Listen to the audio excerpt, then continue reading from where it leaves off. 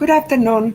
My name is Selfa Chew, and I am entering this conversation from El Paso, Texas, and welcoming my friend and colleague, Carrie Oyama, to discuss the transnational aspect of the relocation program of persons of Japanese descent um, in a transborder area. So, Carrie, thank you very much for this opportunity to engage in this conversation. So I would like to talk a little bit about your experience, your family's experience, and also a little bit about you. You can share with our audience where you are talking from, not only the perspective, but also the geopolitical place of your residence right now. All right. Well, thank you for having me. I'm a third generation Japanese American. Was born and raised in California, Southern California. My mother was born north of Ensenada in a place called El Salsao. And my grandfather came from Japan in 1925, and he came as a professional fisherman, and he worked at the cannery that was just starting up then. Um, this is the picture. I'm sorry, the picture of the cannery. That's the pier. Next slide, please. Here's a picture of, just to give you an example of what the fishing boats were back then. This one says it's 1928, so that's pretty close to the time my grandfather was there. And he was a captain of a fleet. They used, I believe, the netting technique that used maybe 2 or 3 ships, and maybe there was a crew of 6 men along with the captain.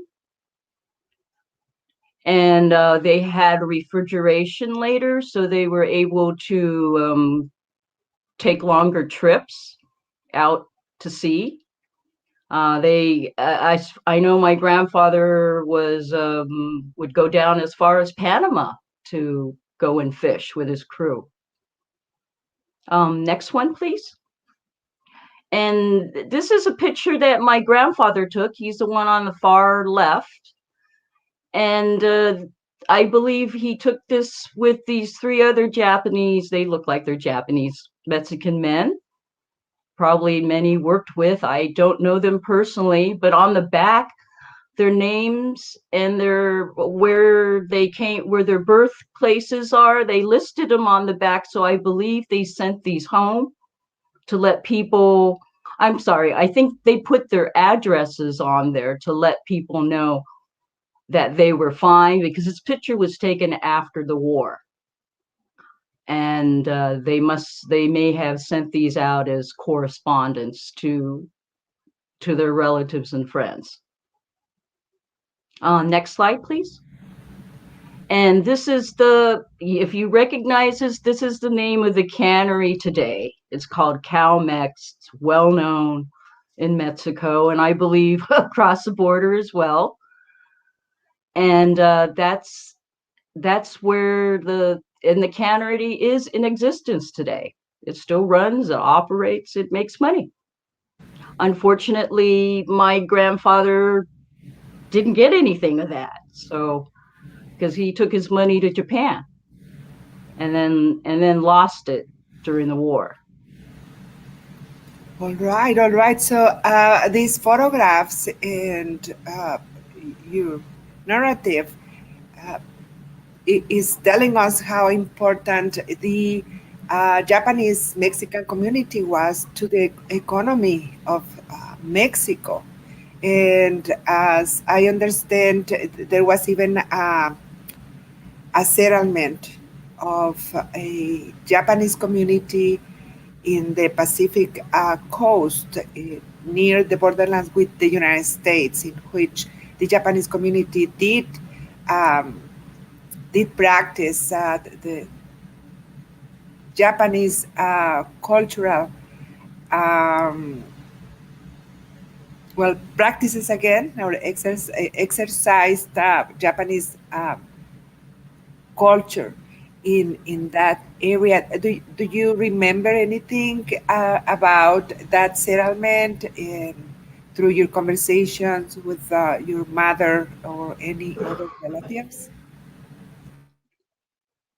Oh, are you talking about like, well, like in northern Baja California, like in Tijuana? My mother worked in a gift shop that was owned by a Japanese Mexican man, and I think it was pretty popular. She learned. I know she had to gift wrap because she knew how to wrap packages, in kind of in a fancy way with little pleating. And she met her lifetime girlfriends there from working there with them. And there was a lot of, I think, people would come from as far, I think, as Mexicali and Calexico, the Japanese Mexicans, and they would come to Ensenada to take a break. There was a lot of, I believe, crossing the border because my grandfather's oldest brother lived in San Diego, and there may have been another brother there too. Uh, his brothers had all pretty much come. My grandfather was the eighth son, so his older brothers had pretty much immigrated to the United States or Mexico. I think there was one or two that were already in Mexico. And then one went back to Japan after a time. Right. So Let's, yes. I imagine there was then a very active series of communication across the border, not only within your family, but other Japanese, Mexican, and Japanese American families, right, which were the same. I Well, I don't make no, I don't think so because I always kind of now I went to a Buddhist church when I was young, and my mother's friends who, our ages were pretty close, and they went there too. I think it was that was kind of the only place I really saw other Japanese American kids my age. My school was predominantly white, and it so I guess it was kind of hard to build kind of relationships when you only saw people. It took time to build a relationship, I would say, as a kid. But the thing was, when see the other, as Japanese Americans, most know about the incarceration of in America. But when I tell people my mother was born in Mexico, they kind of have this blank look, but then they think, oh, you're part Mexican then? I No, I'm not. I'm full Japanese. And they kind of go, oh, how can that be? I mean, what were you what were they doing down there? And so I always kind of wondered. I didn't really know much other than, my family were fishermen. So when I had some time, that's when I started looking into my family history, and that's when I came across Selfa's book. And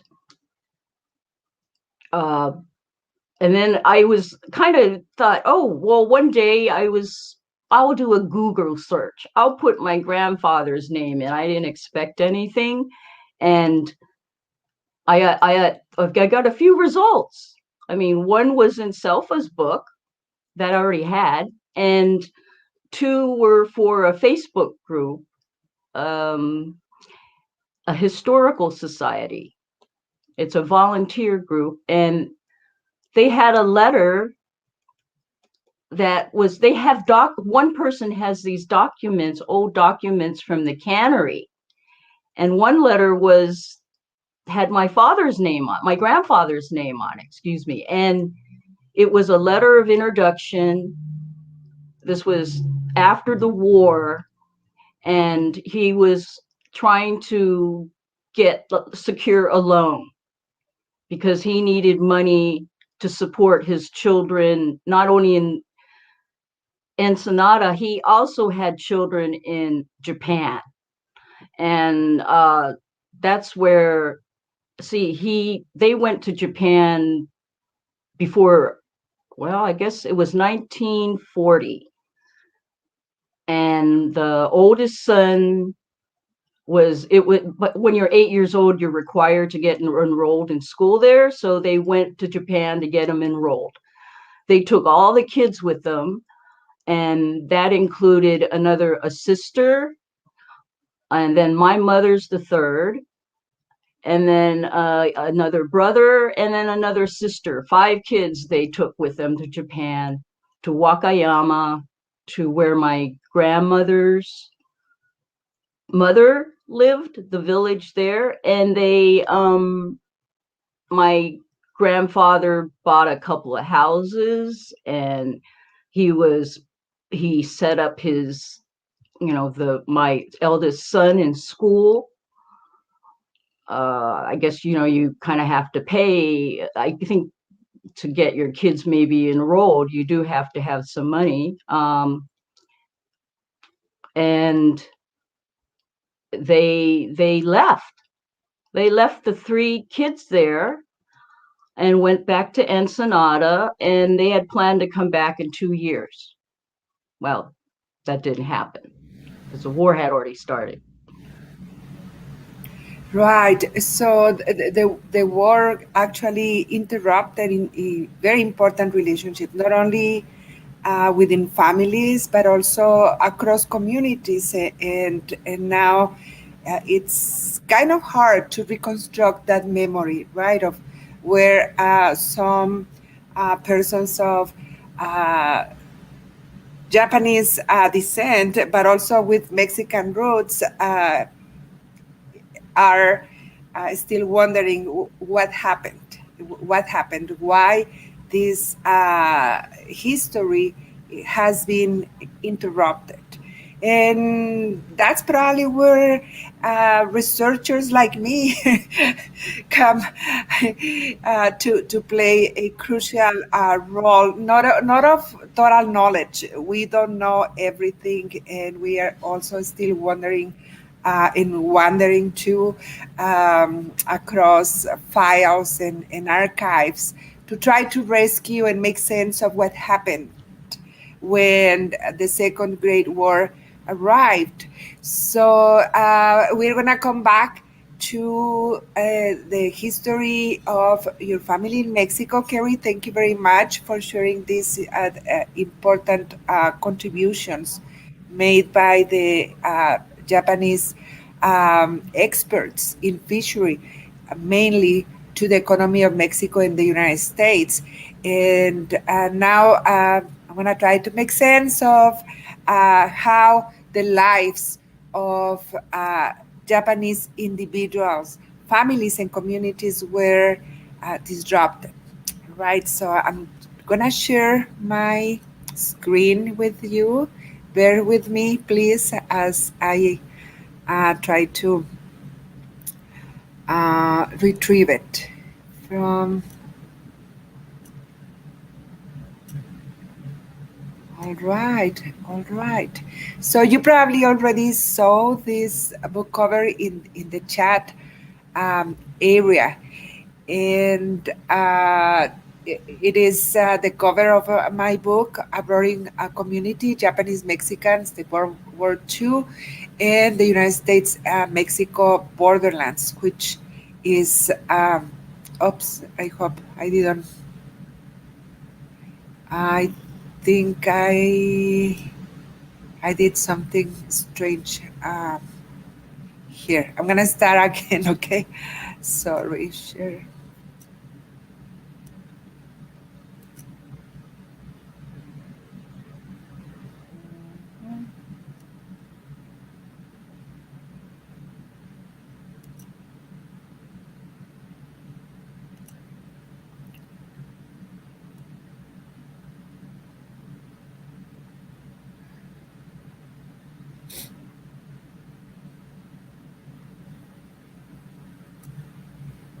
Wow.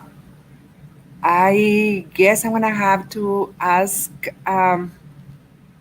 to share the screen for me if I can retrieve. Okay, thank you very much. Thank you. All right, so this is the cover of my book, and I wrote it in English, although it refers to a community uh, who was incorporated into a Mexican culture and spoke Spanish and was very well established already by the time the United States and Japan broke their relationships. So, can you please give me the next slide? And as an academician, I need to disclose the credits. This research was done based on the archives in the United States, National Archives, as well as the National Archives in Mexico, and through oral histories taken from, along with documents of different families among Nakamura, Takaki, and Watanabe families. And this is very important because the National Archives were not totally accessible to researchers. The number of years that had to pass before we had access to documents that were considered of national security, or also confidential files belonging to the families who were the subjects of this type of projects, were also protected, and that's why we remained uninformed about the global reach of the uprooting of persons of Japanese descent. And one of the questions that was already posted in our chat refers to the Japanese community in Baja California. And the question is if there is still a group of families who live in Baja California. Definitely, uh, the Japanese immigrant community and Japanese Mexican community is still residing in the area and still contributing to the economy and culture of Mexico and the United States, although characteristics are different because new immigration took place after the Second Great War, and the type of immigration is different due to the uh, different context, maquiladoras, for example. So, yes, we are still enjoying from the contributions of persons of Japanese descent in Mexico, and particularly in that area today. Nevertheless, as I already mentioned, uh, the continuity was not there anymore after the Second Great War. And can you please pass the slide? Thank you very much. And as a uh, little bit of background, I would like to mention that the immigration of persons of Japanese origin to the American continent didn't happen in great numbers until the United States and other European powers intervened in Japan and opened the doors to immigration through violent methods. And the immigration process then started, not only because of the desire of entrepreneurs and administrators of different states in Europe, and also on behalf of the United States. It also happened because after the intervention of foreign powers in Japan, the industrialization of Japan did cause a great disruption, economic disruption, that made attractive the immigration of Japanese workers to the American continent. Can you please pass this slide? Yes. So Hawaii was one of the main destinations for Japanese immigrants, but there were other places in which they were finding uh, employment and application of their skills and knowledge. Can you please pass? This is one example of a sugarcane plantation that was one of the main activities of an important number of immigrants from Japan. Pass, please. Brazil had coffee plantations, among other types of cultivation. Can you please pass this? But this immigration took place in the context of anti-Asian movements, not only in the United States, but across the American continent. However, the most important legal exclusion process took in the United States because the racial system, the way in which persons of Asian descent were rejected, took specific forms that ended up prohibiting um, the immigration of persons from Japan. And we can start with the Naturalization Act of 1790, through which only persons of European descent who were classified as white could apply for naturalization.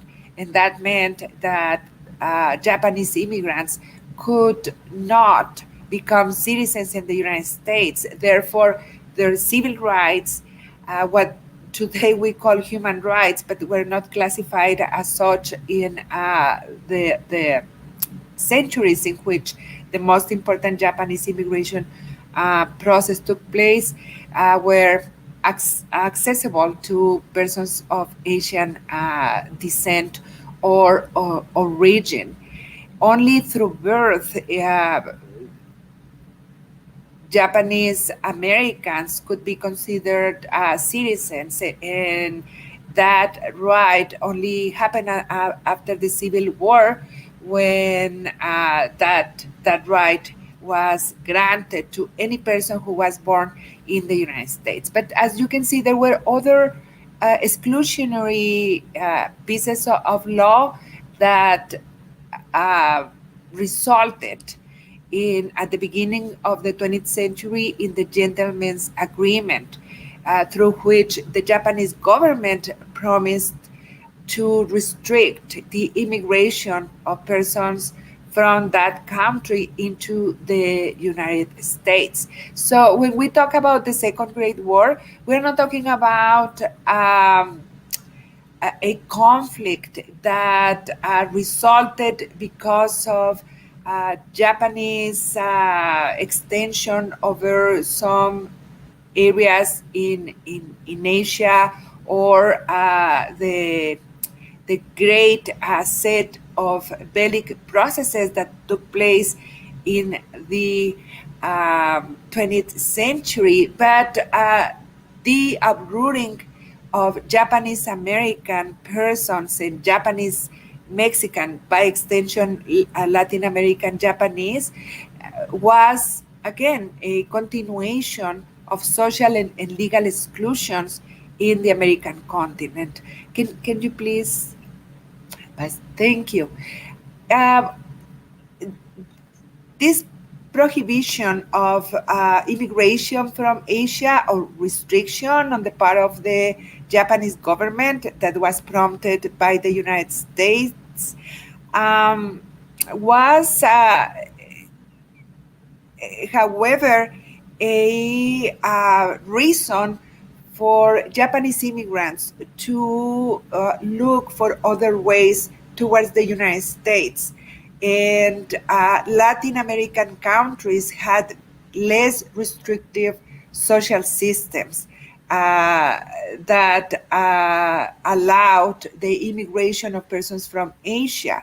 So there is racism in the American continent, but it is different from that that was taking place in the United States. And immigration was possible to other countries in Latin America, and that's how in Mexico immigrants could hire themselves to specific companies and plantations, mining corporations, railroad construction projects to obtain a visa to immigrate to Mexico, but in many cases with the aim to cross the border towards the United States. And that's how an important number of Japanese immigrants ended up in the border with the United States, living and working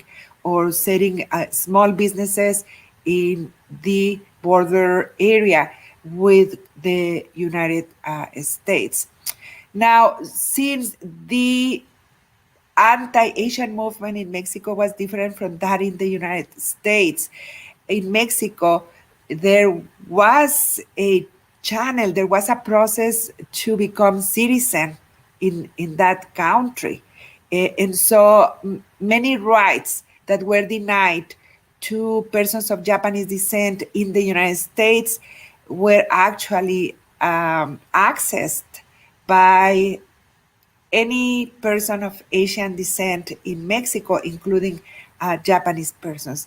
There were also certain agreements through which the Mexican government recognized the right to work and exercise without any need to apply for a license to medical personnel or persons who had a medical training.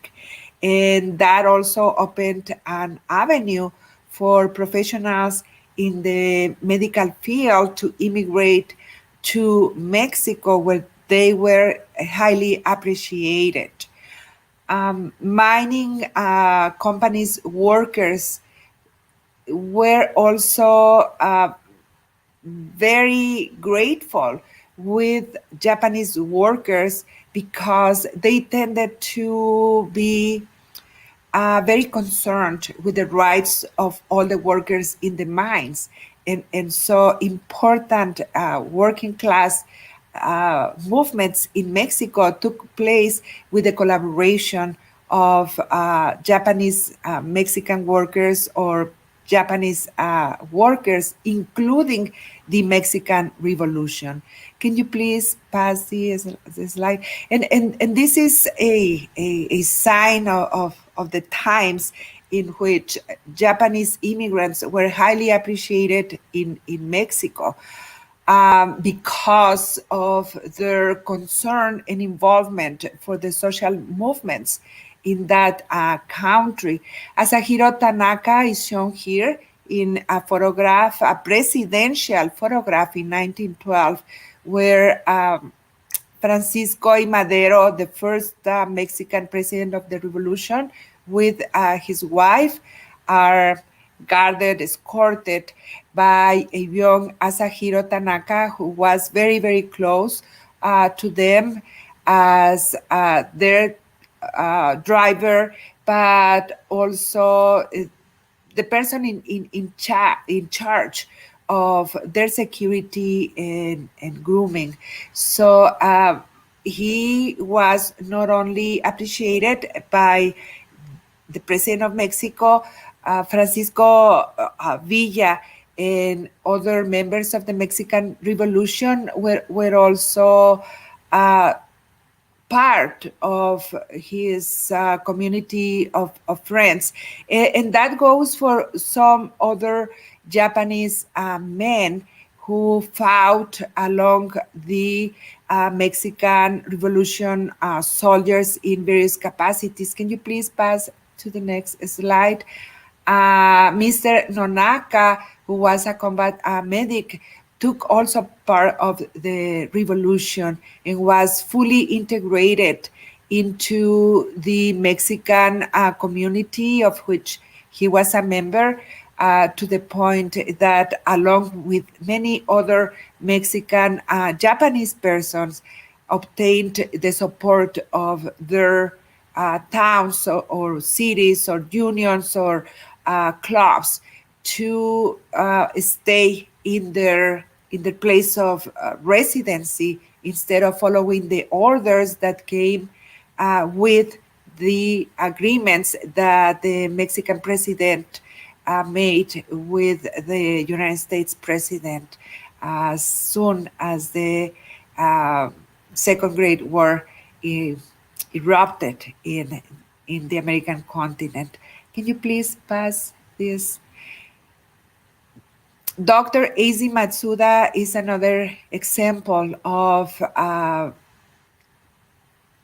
loved and admired professional medic who he was not actually a medic, I'm sorry, but he was a scientist, a researcher, and who founded a school in Chiapas for the indigenous community. There was a very strong relationship with the immigrant Japanese persons who chose to establish themselves in rural communities in Mexico, and who also rendered very valuable services for the impoverished groups, social groups of their social environment. And so Dr. Izzy Matsuda, who received international prizes and was always recognized with many honors by the Mexican government,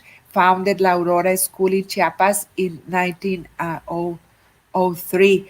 And he was allowed to stay in Chiapas when the relocation program was inaugurated. He did not have to move to Mexico City or any other concentration zone in that country. Can you please pass the slide?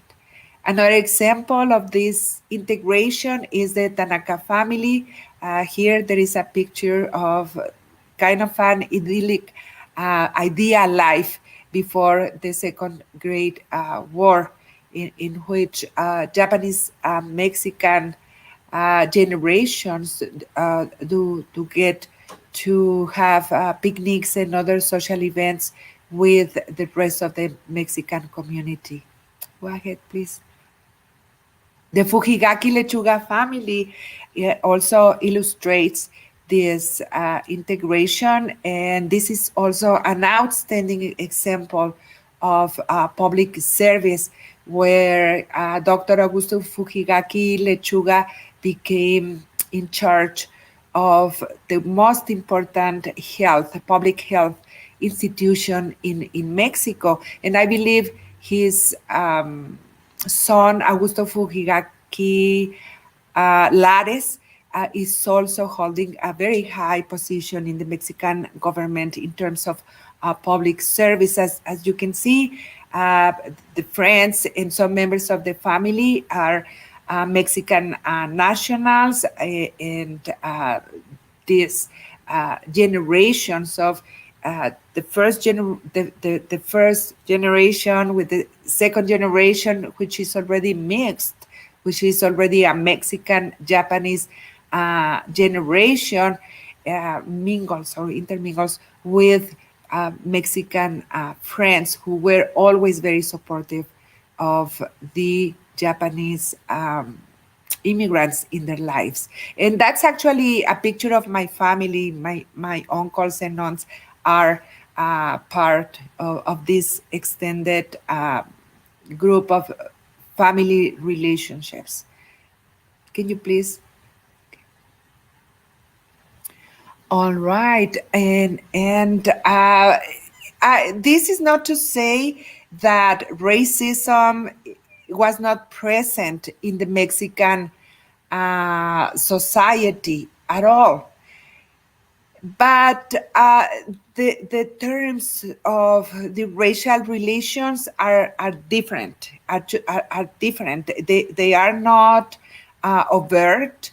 They are not as limiting in the case of Asian immigrants in Mexico. As I said, uh, probably the most important testimony to this difference is the right to naturalization. But as you can see in this identification document, there is still a racialization of persons from Asia as yellow. The race indicated there is amarilla or yellow. And so the terms of classification are not democratic, are not really acknowledging a total equity in terms of access to social acceptance. And in fact, there was an anti-Asian movement already in place through which the conflict that the Mexican government entered with the unions and clubs and community members which opposed the relocation of Japanese Mexicans did always, or most of the times, was always resolved um, on behalf of the Mexican government and the United States government's project to relocate persons of Japanese descent from the coastal and borderlands area. We have a question here. I would like to address it. Um, it states from James Okumura. Apparently, he made probably his grandfather car trips across a porous United States-Mexico border pre-1920. I have not even able to confirm this except family through family stories. Do you think this was common or even possible? Definitely, definitely. The borderlands have been always porous. The families established in the United States actually took advantage of the Mexican legal system, and all the way around, when possible, Japanese immigrants established in Mexico could cross the border at times. Although that was not as frequent as Japanese immigrants from the United States crossing the border into Mexico, and were able to establish not only family relationships but also business relationships. And some exceptions were also possible for qualified, although all of them were qualified.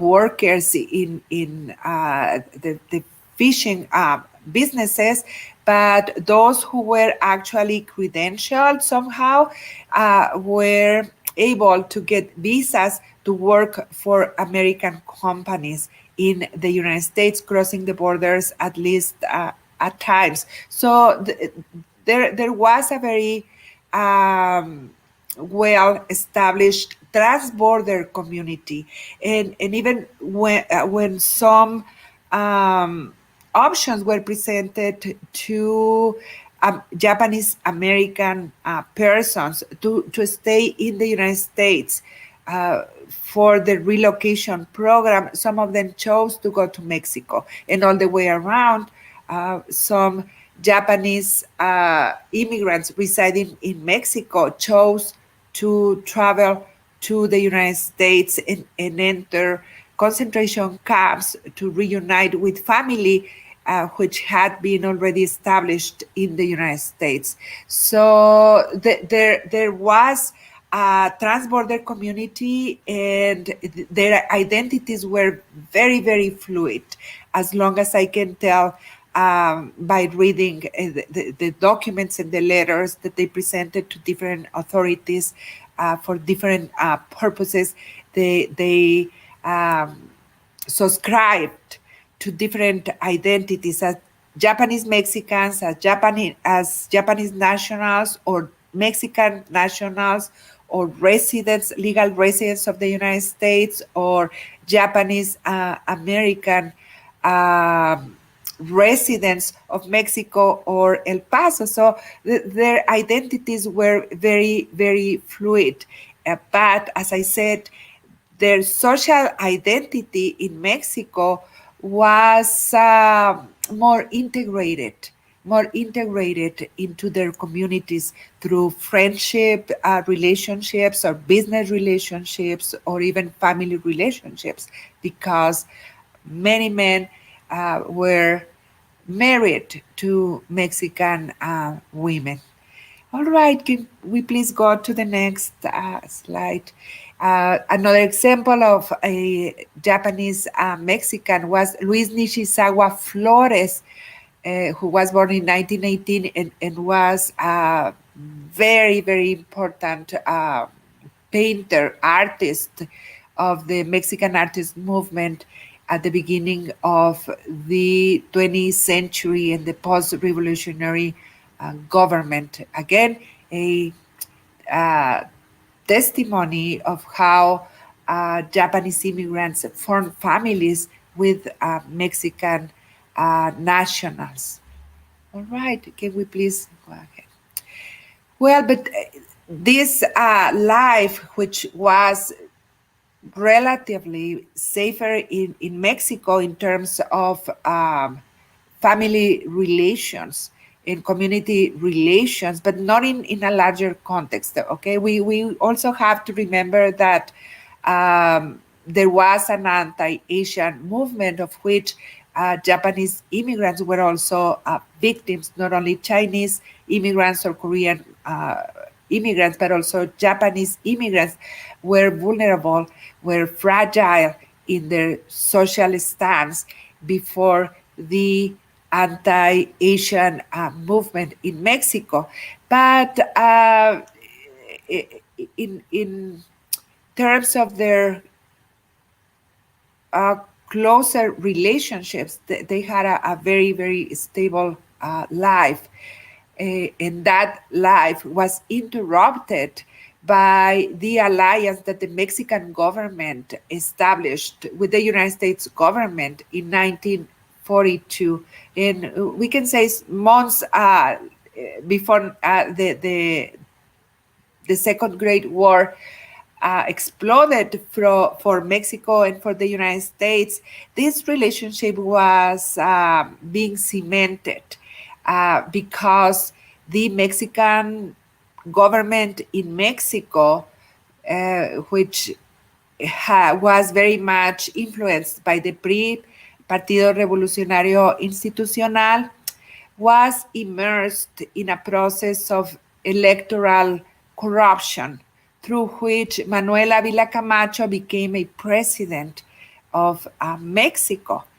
The population in Mexico was not happy because the fashion, the mode, the strategies used by the PRI, by the party in power, were not democratic and in fact were very violent. So there were several groups in Mexico that threatened to organize a coup against Avila Camacho. And so for Avila Camacho, President Avila Camacho, it was very important to obtain resources from the United States to support his presidency. And that's how the negotiation about how Japanese Mexicans were going to be managed was very important in the Mexican government's policies. Whereas before the Second Great War, the general sentiment was anti-imperialist and against the intervention of the United States. There was resentment against the American corporations and European corporations that were managing, controlling, and exploiting the natural resources of labor in Mexico, the general population did not agree with an amicable relationship between the Mexican government and the United States. But when the Mexican government saw an opportunity to present a more favorable set of relationship with the United States in the eyes of the general Mexican citizenry, uh, forming the Japanese population as the common enemy became part of the ideology of this collaboration. In other words, the image of Japanese immigrants had to be that of a threat to the Mexican security to obtain the agreement and the support of the Mexican population to this alliance between the Mexican president, Manuel Avila Camacho, and the United States government. This is how the Mexican communities started to divide themselves, and some of them kept neutral and disinformed, and some of them became misinformed and against the idea of allowing Japanese Mexicans reside or stay in their place of residency, where we can find in several archives in Mexico testimonies of hundreds and hundreds and hundreds of signatures supporting Japanese Mexicans and asking that they stayed with their families and with their communities for the duration of the war. Right now, the records are not available online. And at the time I started my research, which I believe was in 2005, I had to travel to Mexico City or and to Washington D.C. to review the files in person, which is it takes a lot of work, but so far we don't have those records available. Maybe NARA, the national records in the United States, do have now some of the records. It would be a matter of making that research, but lately I haven't been able to verify that is happening. It's very important, and probably if they are not available with a little bit of interest on our part, they will become available online. All right, can we please go ahead?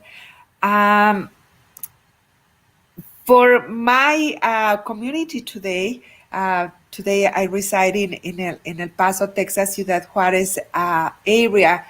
The way in which Japanese immigrants residing in this specific part of the border were forced to leave their houses and their businesses was the promise of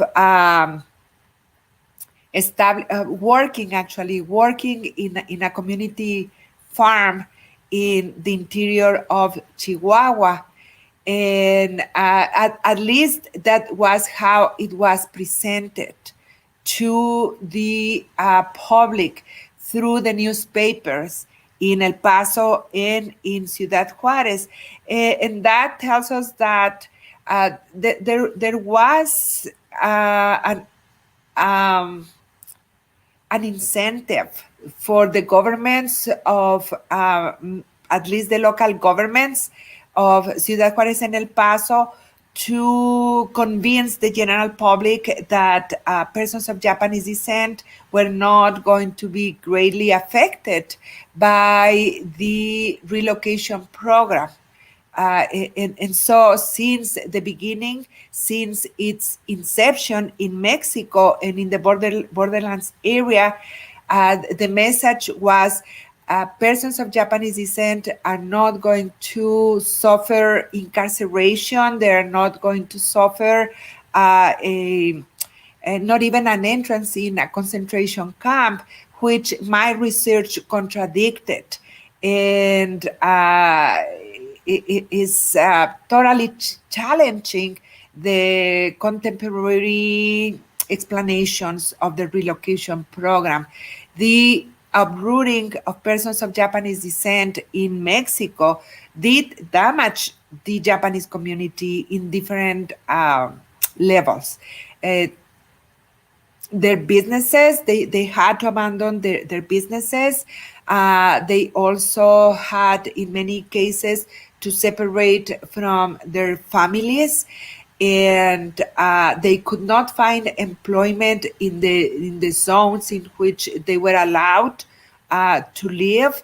They had to present themselves every day to sign a list stating that they were still living in that restricted area, and they also suffered immensely in their health. Those who had already some health problems saw their status decreased in terms of quality, and so the access to adequate medical care was not there anymore, and the emotional status also did affect their health, and so that's another level that I can identify as being affected by the relocation program. But also there were differences in terms of class, gender, and perhaps even religion and ethnicity through which every person of Japanese descent lived such experience. And so I cannot state that their quality of life was affected in the same manner.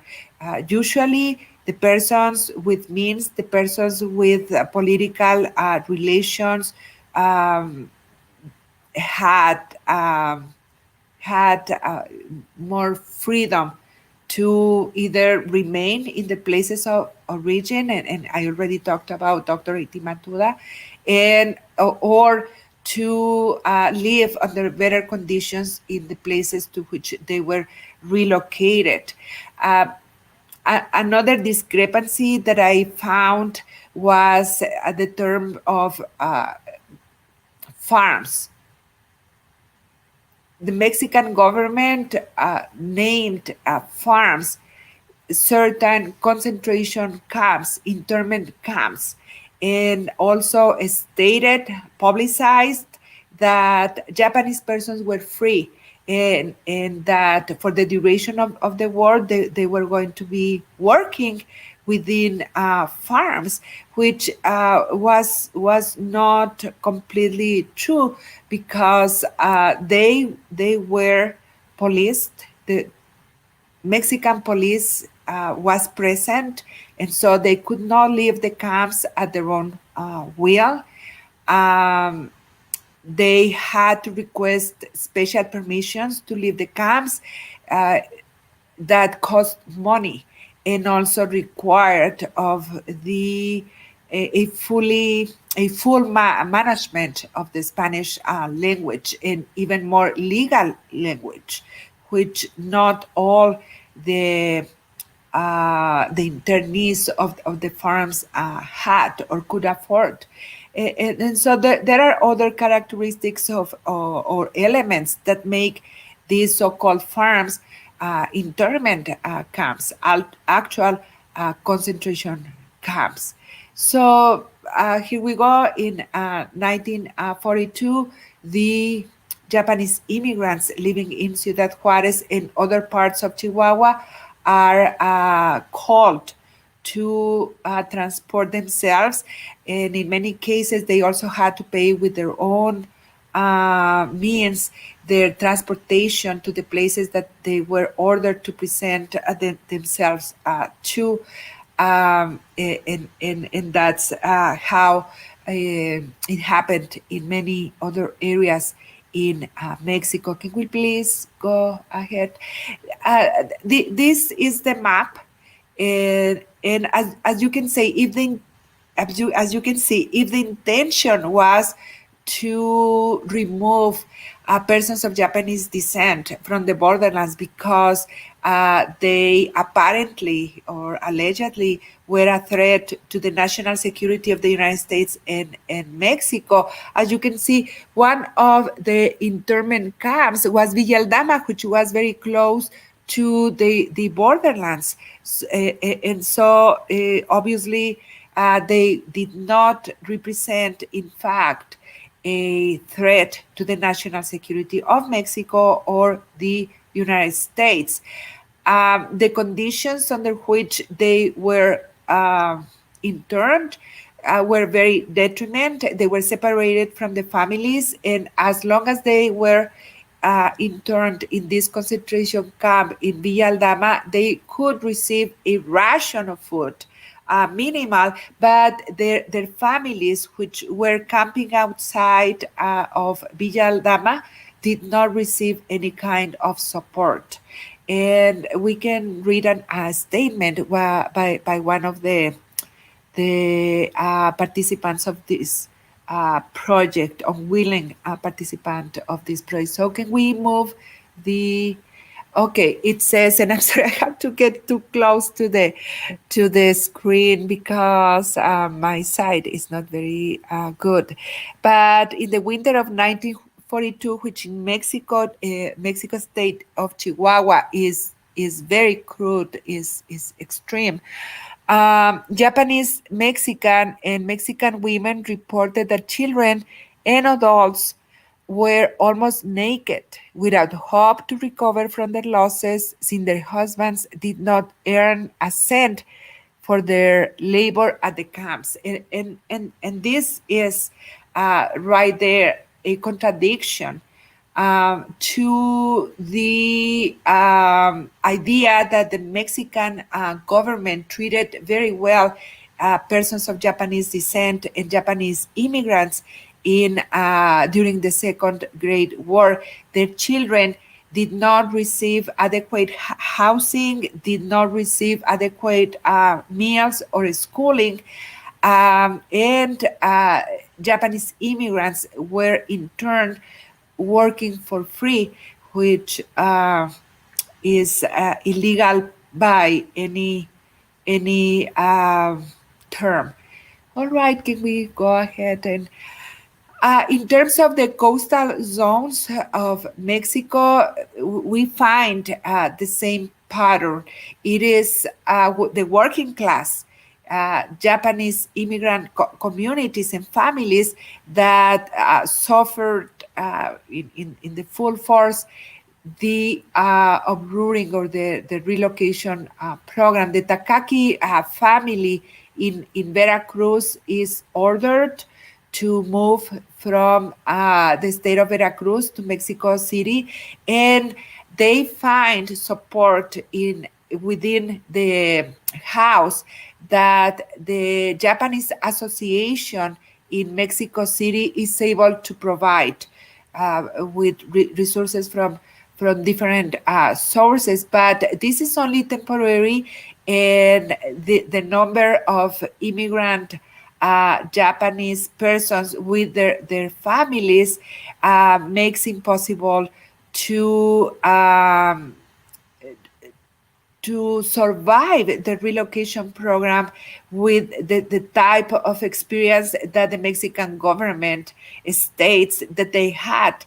Absolutely not. They did not have access again to adequate housing, adequate meals, adequate employment, emotional support, and also they found a very hostile environment in Mexico City because disinformation, because of the racist anti-Asian system.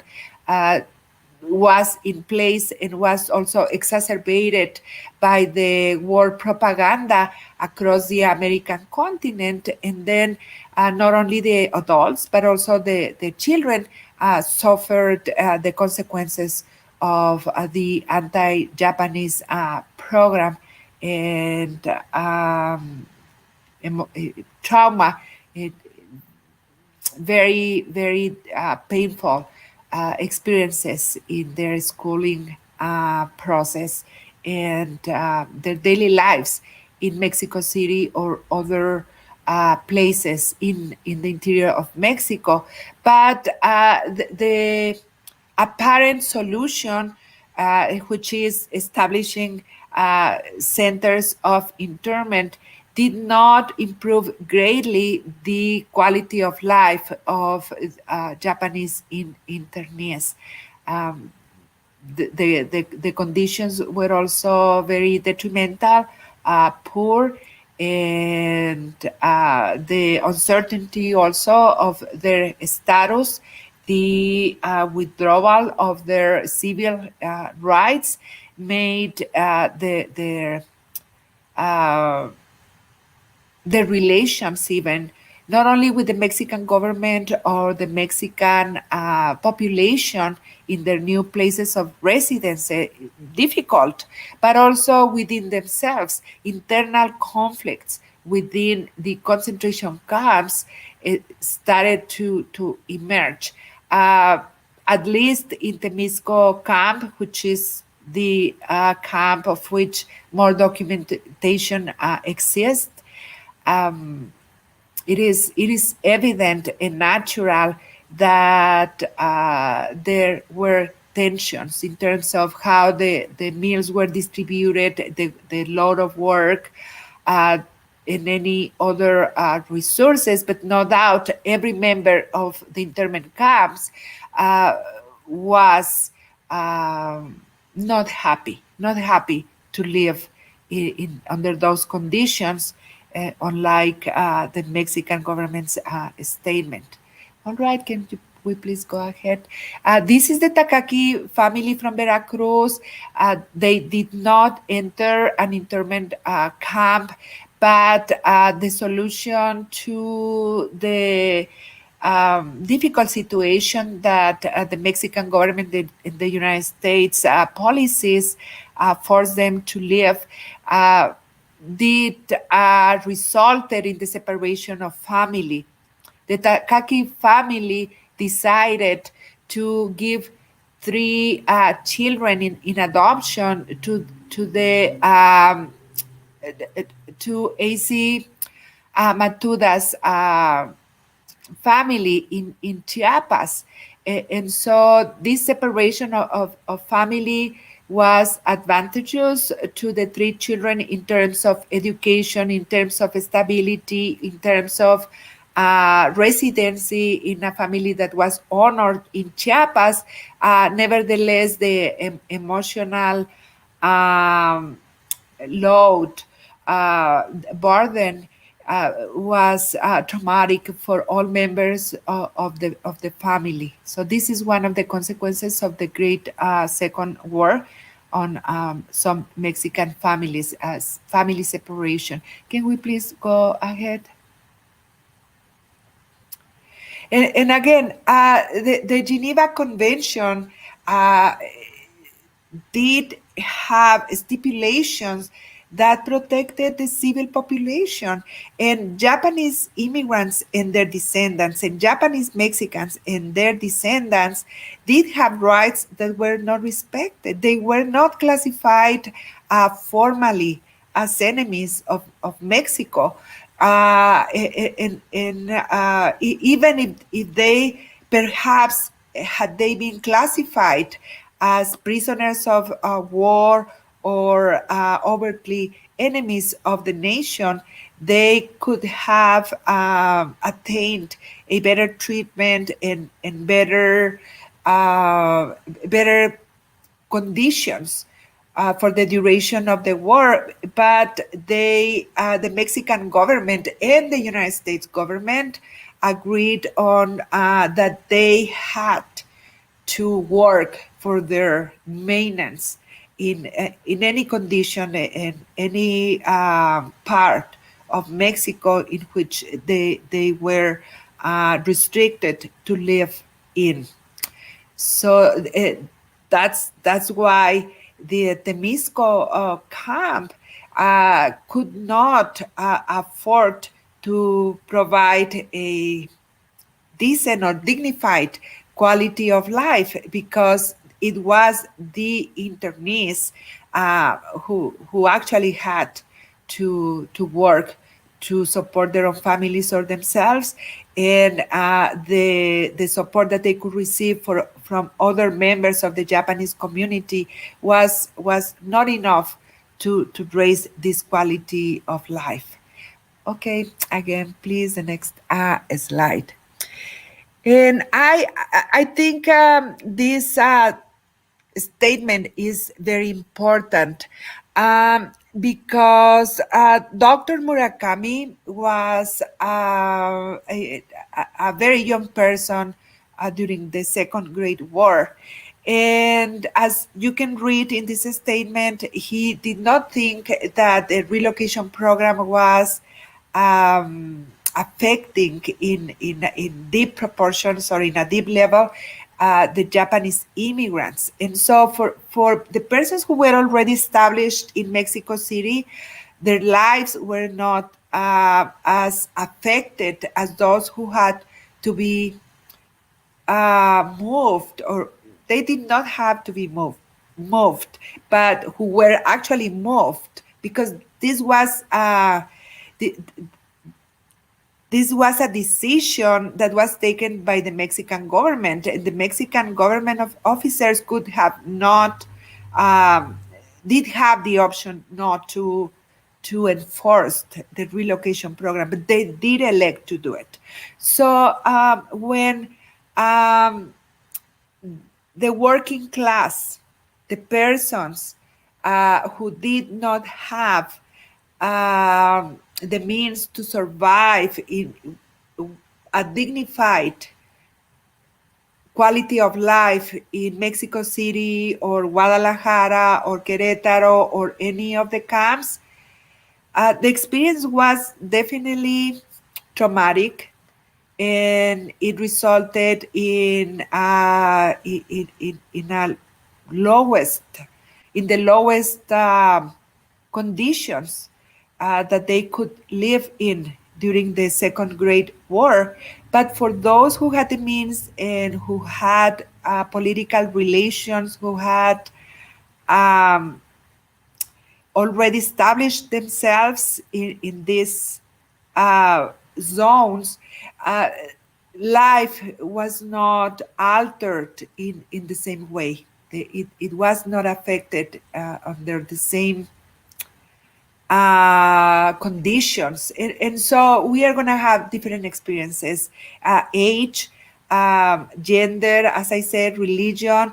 All those were factors that could result in a different view. So, of course, we are going to meet persons who lived through this experience and who did not think it affected them in a great deal.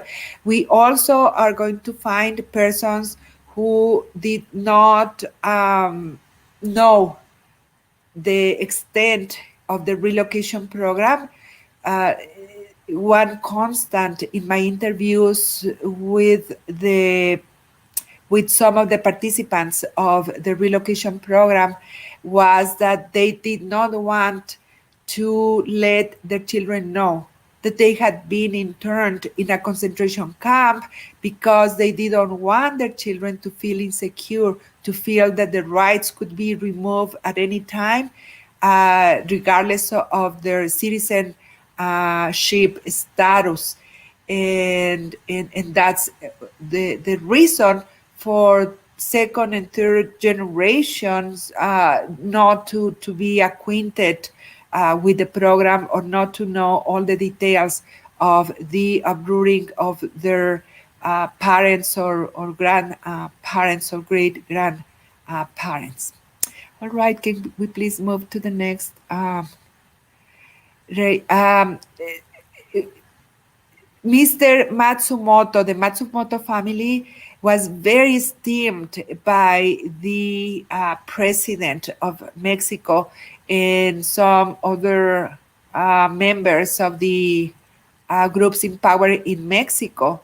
And until today, the family is honored and respected for their contributions to our economy, to the economy of Mexico. They had a ranch called El Batan in Mexico City, and they were generous enough to host um, Japanese immigrants and their families in El Batan for a while, until they could find other places to live in. But the first days, as they recall, were very difficult without the means and with a very spontaneous organization of this unexpected group of persons trying to make sense of the relocation program.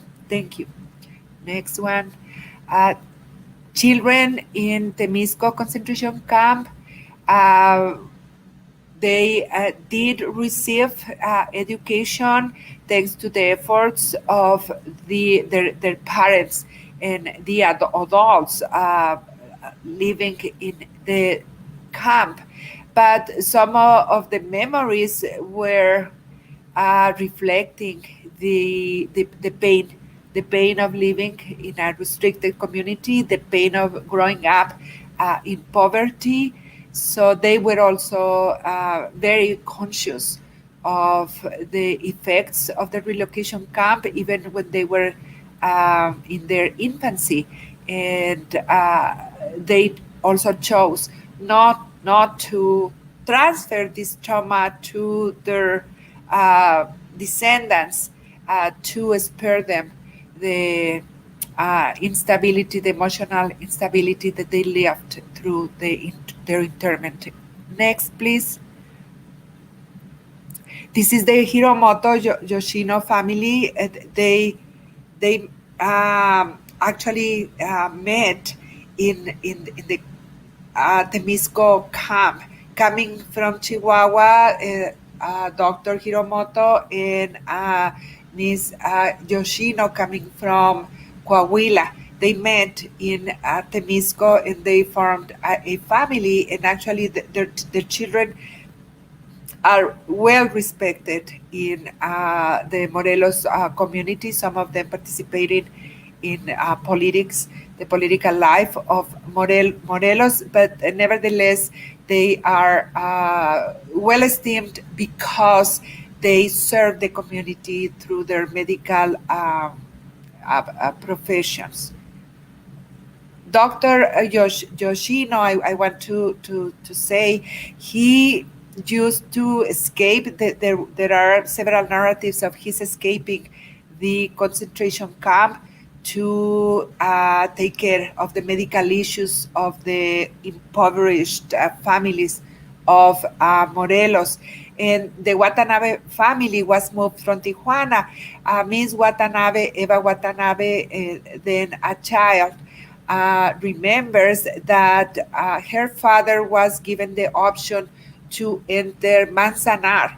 And he stated that he wanted his family to grow up in the country that they were born in, and that they were safer in Mexico than in the United States. He felt that way, and so they were relocated in Mexico City. Women, Japanese women and Japanese Mexican women, as well as Mexican women married to Japanese immigrants, were very instrumental in the establishment of better conditions, improvement of the conditions of the Japanese community. There were strong symbols or symbols of strength in within their families, and they established informal businesses right away to try to gather income for their families, because the men who had been relocated did not have permission to work, or they were rejected to work by the employees or businesses who did see them as a threat to their communities. But even beyond this information, the fact that men had to sign absolutely every day a list in an office in Mexico City prevented them from having a stable job. So Japanese Mexican women were quite often instrumental in gathering farms or establishing small businesses so the families could survive in their new places of residency. Head, please. As I said before, not all Japanese Mexicans stayed in Mexico, but more important, not only at least one family that I know of uh, was interned in Texas in an internment camp in Texas, but Latin American Japanese who often were also nationals, because in Latin America, naturalization laws were also as accessible as in Mexico for persons of Asian descent. So some citizens of Latin American countries of Japanese descent were practically abducted from their places of residency and citizenship and transported to the United States. The Crystal City camp was termed or designed as a reunification or unification camp in which entire families resided. And not only families of Japanese descent living in Latin America, but also Italian and German families were transported from Latin America to some camps, but mainly Crystal City camp. And you were talking about identity, or I received a question about identity. The Gushiken family is an example of this fluid identity, because the the father of the family, Mr. Gushiken, crossed the bridge every day towards El Paso from Ciudad Juarez to open his business in El Paso. And his father resided in New Mexico, but the children were born in Mexico, in Ciudad Juarez, and his wife was born in Japan. So they had different relations to the borderland area in terms of immigration and legal status. So the day after the bombing of Pearl Harbor, he was arrested at the bridge of Santa Fe and sent to a military camp. From them, he petitioned to be unified with his family. And so eventually, his wife, Mrs. Gushiken, and the children were allowed to enter the Crystal City camp. Um, that is a story that I think I can share with you through my book, or in a different session, maybe in this series or in a different series. But I have already extended my presentation to an awful number of minutes.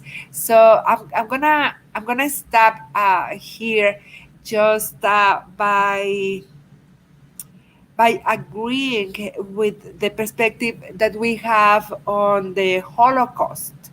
Um, uh, the intellectuals and researchers and members of the Holocaust uh, always ask us to think about the Holocaust not in terms of numbers, because it is not the uh, the size of the group that was a victim of mistreatment in any way. If there is injustice, one example is enough for all of us to reconsider the terms in which we can live as the humankind. And hopefully, uh, we are going to consider what is taking place right now. There are other concentration camps, there are other children who are suffering relocation and separation from their families. And I'm very proud of the Japanese American and Japanese Mexican community in terms of their decisive support for the dismantling of programs that cause pain, separation, and hurt every member of the humankind. So I'm gonna invite Carrie Oyama to join us now and Hi. have your comments. Carrie, any reflection that comes out of your presentation and my presentation? Well, from because I found my grandfather's name in the footnote section of your book, and then I contacted you because there was the IPS files, right? That's the information and political and social department that the government had, and you had the documents about how my grandparents they had to evacuate to Mexico City. But technically, all the Japanese Mexicans were ordered to evacuate to Mexico City or Guadalajara, and that was sent out in January. Well, my grandfather was still working. He didn't evacuate. It wasn't until a U.S. government official asked, I think, the Secretary of Interior of Mexico that to confirm that all the Japanese Mexicans had been removed from the restricted areas. Well, my grandfather was fishing with his crew down in Panama at the time when there was a telegram that came from the government ordering him and his family to move to Mexico City. And that was June 3rd. And now my grandfather did have a close relationship with the owner of the cannery, who was General Alvarado Rodriguez. He was also a president from 1933 to 1935. And before he left office, he granted a lot of Japanese naturalized citizenship, and my grandfather was one of them. So he had his citizenship from 1935, but yet here in 1942 he was ordered. The general was trying to fix it so that he could keep my grandfather, because my grandfather would bring in 5 times the amount of catches of fish compared to the other ships, the other crews. So he was his big breadwinner. And so what they did was they sent a petition in later at June 25th, and this petition that they sent to the government said that my grandfather wasn't able to move because of health conditions, and they didn't accept that. They still had to move. The next letter document was July 17th. They had to report where they were living in Mexico City at that time. And then by July 23rd, my grandfather asked for permission to move, like Selfa was mentioning. And then on July 28th, they found another residence. It was an apartment. Uh, my aunt was very young at the time, but she said she and her older brother were picked up by a Japanese woman and they went to a school. This school, my grandfather paid for that. Um, in fact, everything, the travel, the expenses, he wasn't getting any help. In fact, since my grandfather was the captain, um, I believe he had an obligation to his crew. He loaned out money to them, he gave them food. um, I think, they practically used up all their resources living in Mexico City until May 23rd in 1946. Um, the General Rodriguez and his cannery, he asked them for permission to get my grandfather back to work at the cannery. And so only my grandfather was allowed to go back to Ensenada. Um, the family had my grandmother and four young children. She had to take care of them herself. She may have also been having to cook for the other bachelor fishermen who were there. Um, it was I think the only time she could get a break was when she was hanging up clothes, because my aunt said that she seemed to be kind of content doing that. Maybe it was just being outside and the freedom of that, but she told me that. So it took, I think, about 6 months for my grandfather to save enough money to get the family back to El Salsal. And he was working, but I believe there was some racism because of working with the Mexican fishermen, and that probably affected, of course, their work. Unfortunately, my grandfather uh, got bone cancer, so he was hospitalized for, I think, maybe a year before he died. This was just 1949 when he passed. And the cannery support, I guess they gave my grandmother money for a year. They supported her for that long. I think now the general had given houses to the employees, and there's a actual village. This is still by the cannery. It's called Manchuria, and they named it that way because the Japanese were very proud that they had conquered the Chinese in Manchuria. So it's still known as Manchuria, in fact. And my grandfather didn't get a house. I don't know why, but he didn't accept one. And then he died, and my grandmother remarried to another fisherman. But he was kind of, I guess, a freelance, because I think he worked in the United States side too. And it was hard. And then my mother and her older brother came back from Japan in 1953. And it was a big adjustment for them because they didn't know any Spanish. Luckily, a principal of a school worked with them for 3 months, and they had their Japanese Spanish dictionaries with them, and that's how they started learning Spanish. Um,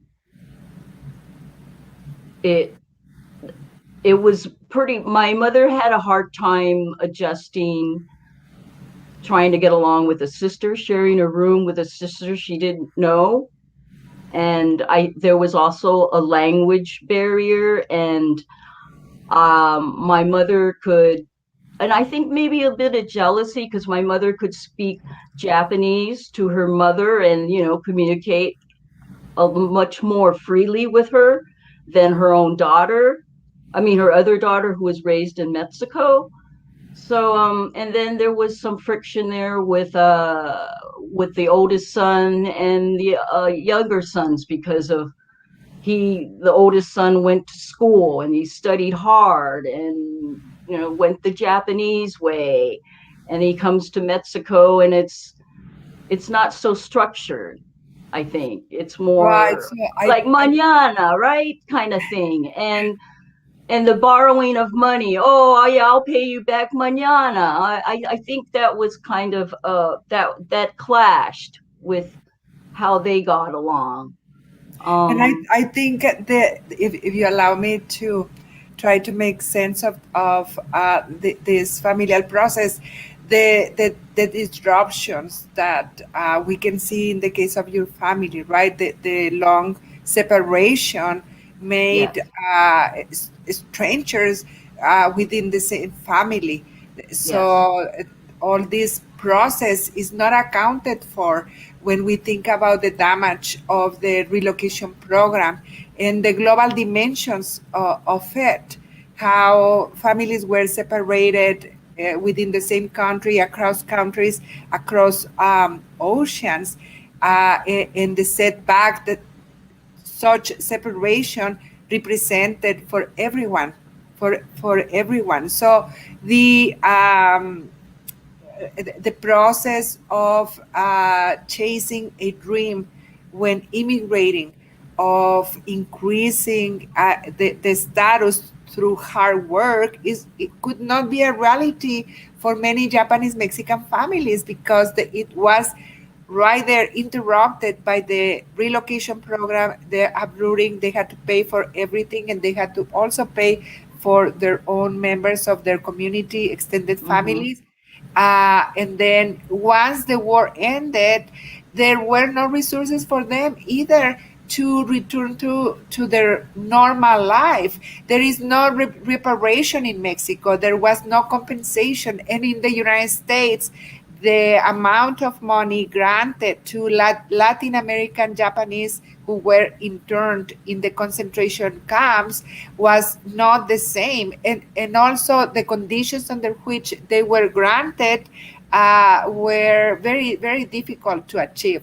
So it's this is the human dimension that I really appreciate you are bringing to this conversation, Carrie, because I'm an external person and I'm only a researcher, and I think that it is best assessed if we have the testimonies of the persons who, even in the second or third generation, are still trying to recovering the memory, even the memory, right, of what mm-hmm, happened to us, yes, why we had so many problems in trying to adjust to this type of situation or this other type.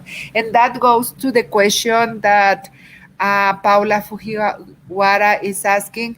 Uh, it says, how well is this story of the Japanese Mexican known in Mexico itself? It is a big surprise for Japanese Americans, for sure. And yes, of course.